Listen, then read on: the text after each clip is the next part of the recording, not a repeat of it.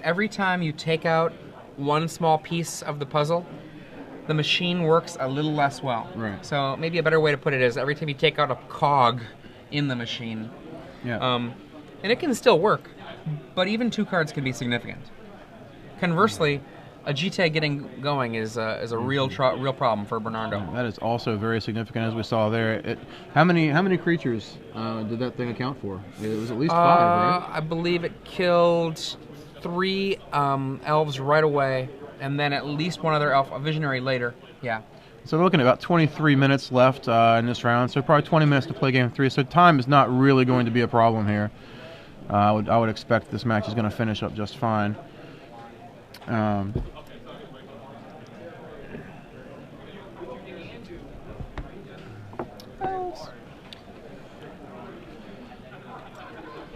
Joe Bernal is probably, we said this earlier, Ari, when he was in the booth, perhaps the most talented player in the room today.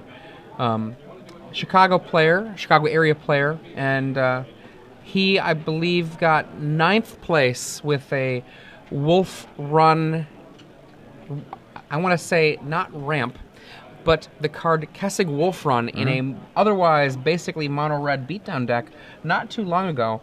Just barely missed tie breaks based on a bad a bad draw decision. Right. Didn't work out for him, and he was in our top 8 yesterday. Yeah, top 8 yesterday, and he was running Heartless Summoning yesterday.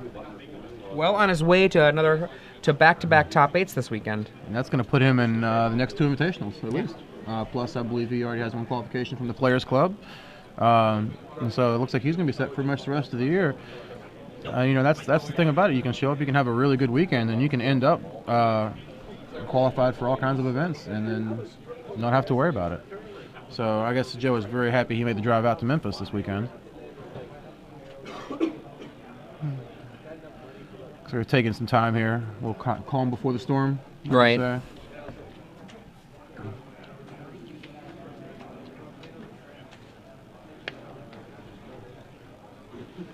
Joe presents. I'm going to present and cut. Neither player looks particularly excited to be facing this down. Like it seems like each of them is very much aware that the other player can completely ignore them. Well, I mean, Joe is never doing the ignoring, right? Like, Right. I mean, if Joe takes things over, then Bernardo is just kind of lying there helpless. Right. So when the other player gets going, there is very little the other player can do about it. Yeah, that. I'll go with that, definitely. It's pretty much a situation of who is lying on the ground bleeding, because one of them will be. And it looks like both players are going to keep 7 here.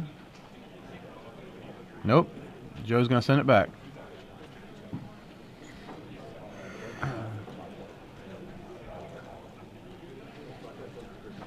For those of you who are just joining us, I'm Adrian Sullivan, joined in the booth here by Jason Reedy. Ari Lax will be joining me in round 7. Next round, we have Joe Bernal on the right, Bernardo Fonseca on the left. Elves versus Dead Guy Ale, and we're going to game 3. And we've seen a very fast combo and then a very, very strong disruption sweep. Yeah. And we're going to see what comes out on top here in game number 3. We have Joe here mulliganing down to 6.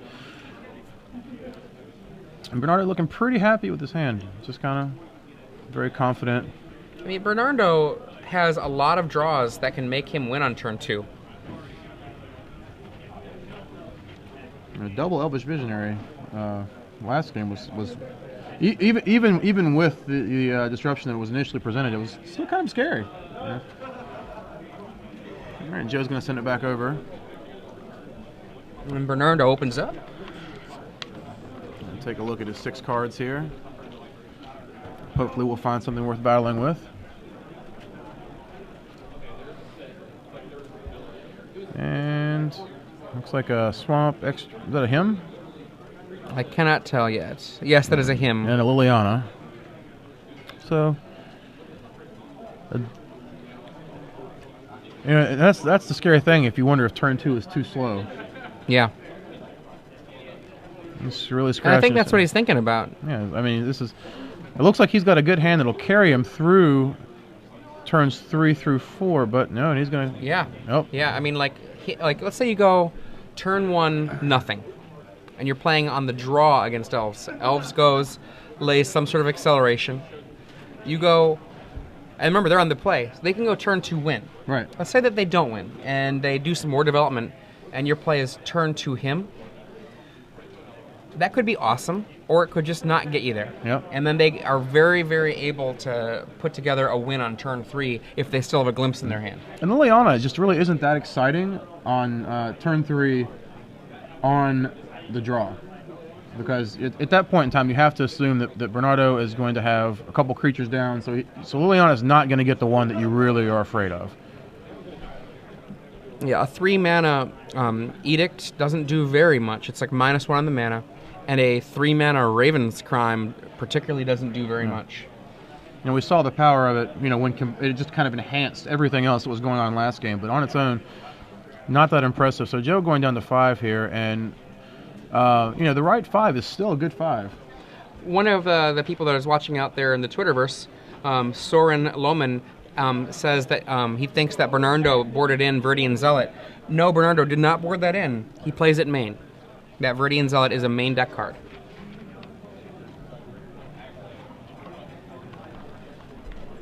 And Joe looking at his 5-er. Looks like he's going to keep. I think I saw swords, but I could be deceiving myself there. Turn 1 from Bernardo, once again with his one of Verdant Catacombs in the deck. It looks like Joe's got Scrubland. I see a Stoneforge Mystic. I'm actually curious how much testing goes into a deck to get your mana base to 11 Forests, 1 Verdant Catacombs. I mean, it could very well be correct. I have no idea. Maybe you just need to draw. You have the touch, right? Matt, and Quarian Ranger coming down. Quarian Ranger. And, all right, debating on it. All right, so the Scrubland's going to come down. So you have to feel like he has the Swords of Plowshares here. Second Forest. Looks like an Elvish Visionary is going to hit the table. Visionary, draw a card. It's not too explosive, but it's very stable. And we're going to see... in for 1. In for 1, all right.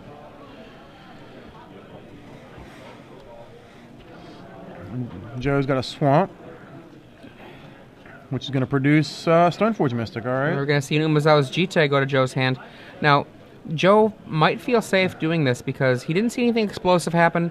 There's no major mana accelerator around the table. But remember, this deck can just push out and use Summoner's Pact, go get a Heritage Druid, cast a Glimpse, start going, and then finish. And then with the Quarian Ranger's ability to untap something, returning that Forest Dance, he can essentially be +1 mana already.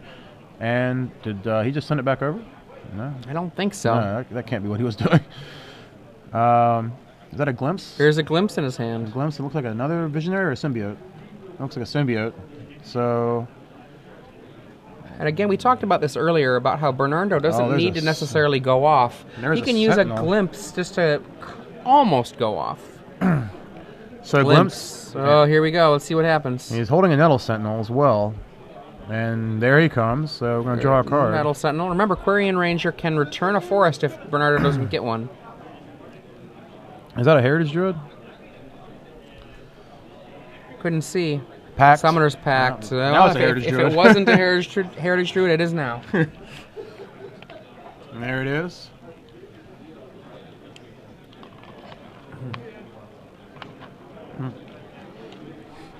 And that was a... you get the feeling that Bernardo could have tried this last turn, but knew that Joe wasn't going to do anything too devastating to him. Took the time to kind of get established and put himself in a position to be much more stable and secure this time. And so Ranger's going to come back. Okay, Ranger returns a forest. We see that forest now. And Glimpse is still active, so we're going to see a Heritage Druid probably right here. I guess that'd be the perfect thing to do. And there we go. Heritage Druid, draw a card. Bernardo now has access to 4 mana. And three mana. 3 mana. A Spirit Guide there. It's gonna tap, tap, tap. 3 green. All right, here it goes. I think we're going to see a Wirewood Symbiote get cast. Looks like he's got... Oh, he's got another elf. Got another oneer. There we go. Quarian Ranger. Ouch. That was awesome. One more person to fill the last standard winner box of the night. Crows and grip. 7 more people to Talk fill about the gumming last up the works $2 right about draft now. tonight. So if you want to get in, come see me and we'll get it rolling for you. 2 mana floating. Bernardo makes 5. I'm going to run it up, and we're going to see that symbiote. Or perhaps another elf if he got another reasonable elf, like a... What do we got? Let's find out. Oh, Elvish Visionary. Ouch. Ouch, ouch. Down to 3 mana. Draw, draw. Untap the Nettle Sentinel. Draw 1. Draw 2. Looks like a Llanowar elf and a forest. He's already played the land for a turn, so that forest isn't going to help him out a whole lot. Down to 2 mana. Well, I'll take that card, please. Draw. And now I can produce an additional 3.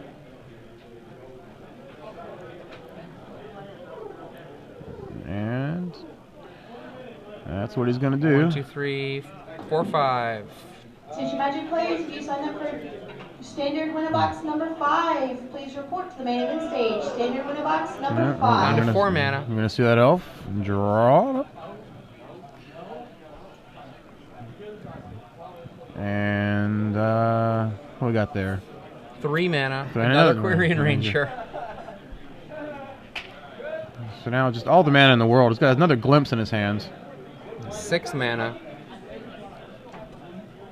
And there comes the second Glimpse number glimpse. 2, down to 5. All right, now we're on high speed. I honestly, there is such a small chance of Bernardo at this point fizzling that if I were Joe, I just wouldn't want to sit like that with my face all sad for that long. That is the face that elves make. And looks like... I mean, it is theoretically possible that Bernardo won't just win here, but it is so unlikely that... yeah, because he's got 2 untaps with the extra Quirion Rangers. He's got a symbiote still unused. And he's got some number of Elvish Spirit Guides in his hand. There's access to so much mana. Yeah. So now here's a line that Joe might be looking at though. Let's see if you see it. There's a line. He could hope that this actually fizzles down because right now he only has 1 Heritage Druid, right? Well, no, I guess he still has the Arch Druid though. So is there a way that he can make Bernardo not able to pay for the Summoner's Pact if he does not win here? Make him. Like, he can go like this. If he Booga can- booga. Woo, woo, over your shoulder. Hey, someone's talking to you. But that could be the play. Sometimes the play is just a hope. I mean, what you might actually do is you might, I'm not sure if this is poor sportsmanship or not. Any judges out there listening, you can tweet to @SCG Live and let me know if this is poor sportsmanship. You can just maybe put your head down on the table and take a nap and ask him to tell you when you're done with your turn. And then, then sit up and see what happens. And the second pact. So I mean, as long as you're not asleep, I think you're allowed to close your eyes. So I think snoring would probably constitute being deceptive. I know you're not allowed to go to sleep. You're not. But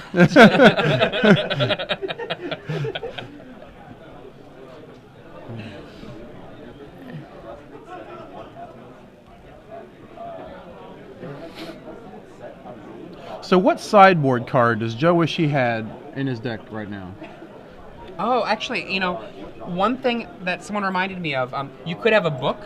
I don't know that reading a book is a problem. Because the reason I bring this up is one of my good friends, Jimmy Linville, who's in the awesome band Daniel and the Lion. You can check out his Twitter @AndTheLion. He actually played at Gen Con for the Magic, a bunch of Magic events. The Beat the Band event, if you're familiar with that. What he used to do at Magic events is he would bring a ukulele, and he and his friend, like in Two-Headed Giant tournaments, they would compose music while they were playing the tournaments. So if you were Jimmy Linville, what you'd do right now is you'd pull out your musical instrument and start writing songs. So we're counting creatures, so that can only mean Regal Force is about to come down. Oh yeah. Sorry, I forgot there was still a match going on. Yeah. I mean, there's a lot of mana, a lot of cards. And Bernardo is... maybe counting to make sure he doesn't blow himself out here? And as you said, Jason, the way that this can go badly is if Bernardo forgets to pay for Pact. And he's got 2 packs to forget about.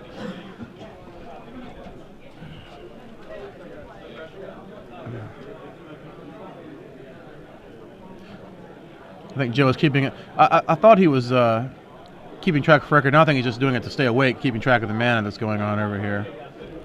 And you remember when this deck, was it Berlin? That was the one where the elves was all over. Right. It was. Everyone thought it was the secret deck, and it was just the deck in general. I think that most of the groups that I saw preparing for this event were under the impression that it was not secret, but trying to keep their little innovations secret. And we had players in the top 8 being so kind as to keep track of each other's storm and life count and mana, just so the other player could play a little bit faster. Yeah.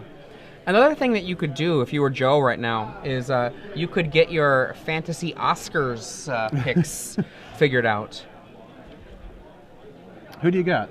Actually, for the first time in a really long time looking at the Oscars, have thought to myself, wow, I really don't care who wins Best Picture. I don't remember when I said that last, but oh, look at that, Concordant Crossroads.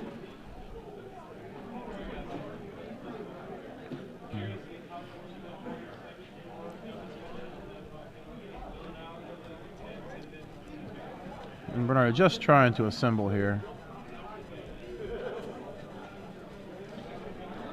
Another recount.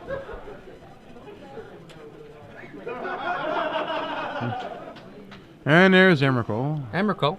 No, that's a good sign. Okay, I take that back. I want Moneyball to win Best Picture. I take it back. I actually do care. Moneyball can win Best Picture. Do you care because you like Moneyball, or is it just the only one? Moneyball was an awesome movie. Maybe one of my favorite sports movies of all time. And if you're a Magic player, I think as a Magic player, Moneyball is a Magic the Gathering movie. Yeah, it's about, baseball. But it's really about Magic as well. At least not really. I shouldn't say it is also about Magic in the sense of how you think about the game and how you need to approach the game. Look at this. Attack. I don't think that's attack. I think it is. Okay. Yeah. That's all his creatures. Concordant Crossroads. Bernardo didn't even have to forget. Nope. He didn't have an opportunity. There is no forgetting. And so we see the elves at long last overcome Dead Guy Ale, and it seemed like Joe just was not in very strong position there, having to mulligan to 5 and be on the draw. Yeah, double mull. Not good times.